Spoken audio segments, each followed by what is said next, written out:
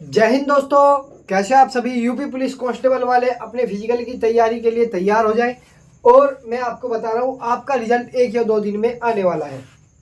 ठीक है दोस्तों, जैसे कि आप सभी को पता है आपकी दिवाली 30 और 31 तारीख की आपकी दिवाली बैठ रही है और आपकी दिवाली के तुरंत बाद आपका रिजल्ट जो है दोस्तों, आपका रिजल्ट जारी कर दिया जाएगा। वैसे तो आपके रिजल्ट की जो डेट दी गई है 30, ठीक है दोस्तों, 30 तारीख दी गई है, लेकिन इसमें आपका 1 दिन या प्लस 2 दिन आप लगा सकते हैं, आपका रिजल्ट जरूर जारी हो जाएगा। ठीक है दोस्तों, इसलिए आप सभी बच्चों से रिक्वेस्ट है, क्योंकि 5 दिन की सरकारी छुट्टी भी है, इसलिए आपके ऑफिस के वर्क भी कहीं ऐसा ना हो कि आपका अपडेट कर दिया गया हो रिजल्ट और अपडेट होने में थोड़ा टाइम लग रहा हो। ठीक है, इसलिए आपकी 5 दिन की छुट्टी है वैसे तो दोस्तों सरकारी, लेकिन इसी वजह से कहीं देरी ना हो रही हो। ठीक है, इसलिए आप सभी बच्चों से रिक्वेस्ट है, हम फिजिकल के बारे में आपको जो है बता रहे हैं, इसलिए यदि हमारे चैनल को सब्सक्राइब कर ले, हर अपडेट के लिए हम आपसे मिलते रहेंगे। ठीक है, सबसे पहले बात करेंगे हम आपके फिजिकल की। सबसे पहले बात करेंगे हम पुरुष के बारे में। पुरुष का जो फिजिकल होता है दोस्तों, आप सभी को पता है 4800 मीटर का होता है। यूपी पुलिस कांस्टेबल में आपका फिजिकल 4800 मीटर का होता है। फिजिकल में जो है दोस्तों, आपको किसी भी प्रकार की कोई भी भेदभाव नहीं देखने को मिलता, वो किसी भी जाति से हो, या हो आप जर्नल से, या आप ओबीसी से हो, या हो आप एससी से या एसटी से हो, या आप ईडब्ल्यूएस से हो, अदर कैटेगरी किसी से भी हो, आपको फिजिकल कंप्लीट करना होगा। फिजिकल का जो समय है आपका 4800 मीटर 25 मिनट में पूरा करनी होती है। 25 मिनट का समय दिया जाता है आपको फिजिकल को पूरा करने के लिए। और दोस्तों इस 25 मिनट में आपको 400 मीटर का ग्राउंड दिया जाएगा। ठीक है दोस्तों, आपका यह इतना बड़ा ग्राउंड होगा, जो इसकी जो दूरी होगी आपकी, जो इसकी दूरी होगी 400 मीटर होगी। ठीक है दोस्तों, 400 मीटर की दूरी को तय करने के लिए आपको 12 चक्कर मारने होंगे। ठीक है दोस्तों, कितने? 12 चक्कर लगाने होंगे। इन 12 चक्करों में आपको एक चक्कर 400 मीटर का होता है, इसलिए 400 से आप गुना करेंगे तो आपका 4800 मीटर हो जाएगा। ठीक है, इस 4800 मीटर में आपको यह समय पूरा करना है। ठीक है दोस्तों, और महिलाओं के लिए मैं आप महिलाओं को बाद में बताऊंगा। आप और यदि आप पुरुष हैं तो 168 सेंटीमीटर आपकी हाइट होनी जरूरी है, यदि आप जर्नल से हो चाहे या आप ओबीसी से हो। एससी और एसटी वालों के लिए, एससी और एसटी वालों के लिए दोस्तों 2 सेंटीमीटर की छूट रखी गई है। ठीक है दोस्तों, यदि आप इसमें चेस्ट में भी छूट रखी गई है एससी एसटी वालों के लिए।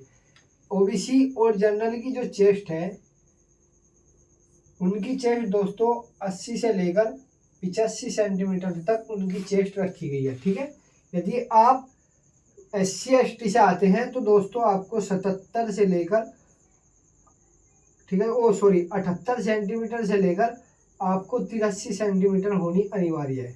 ये 5 सेंटीमीटर का जो गैप होता है यह दोस्तों फुलाव होता है।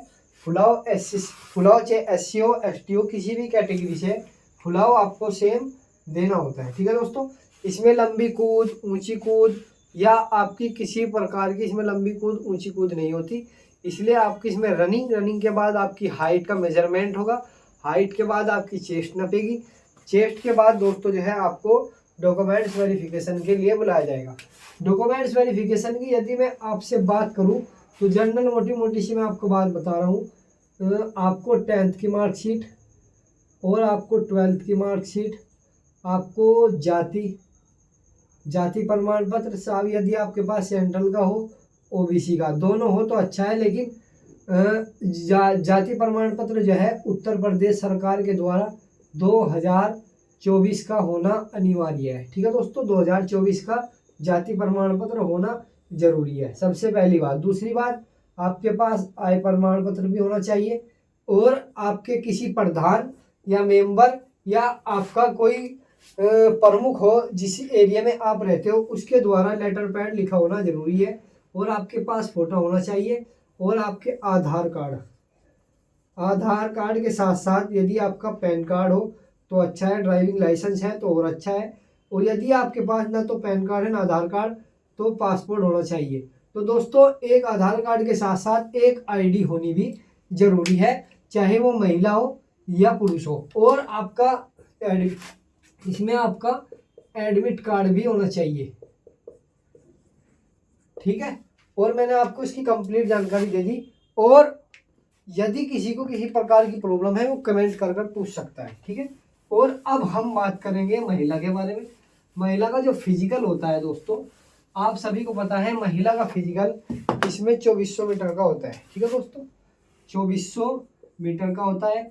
और इसमें 152 सेंटीमीटर इनकी हाइट होती है, 152 सेंटीमीटर और 157 सेंटीमीटर, ठीक है दोस्तों। ये SC ST वालों के लिए होता है, लेकिन मैक्सिमम जो होती है 152 सेंटीमीटर होती है। और इन्हें जो है 2400 मीटर को दोस्तों यदि हम ग्राउंड में 6 चक्कर लगाने होंगे, ठीक है, तो 6 गुना 400 तो 2400 मीटर हो जाएगी, ठीक है दोस्तों।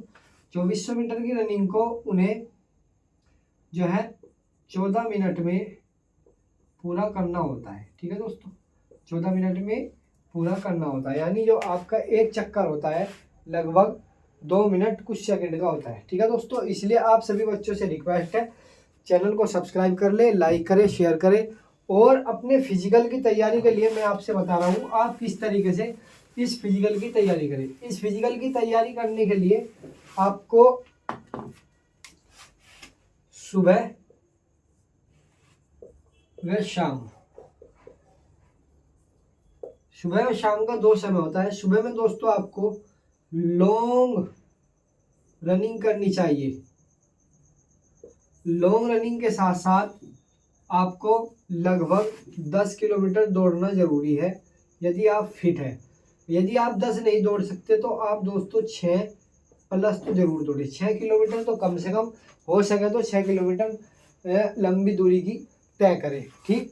और शाम को आपको जो है दोस्तों 2 किलोमीटर के रेपिटेशन लगाने जरूरी है, 2 किलोमीटर के रेपिटेशन, और कम से कम दोस्तों 5 रेपिटेशन लगाने जरूरी है शाम के समय में।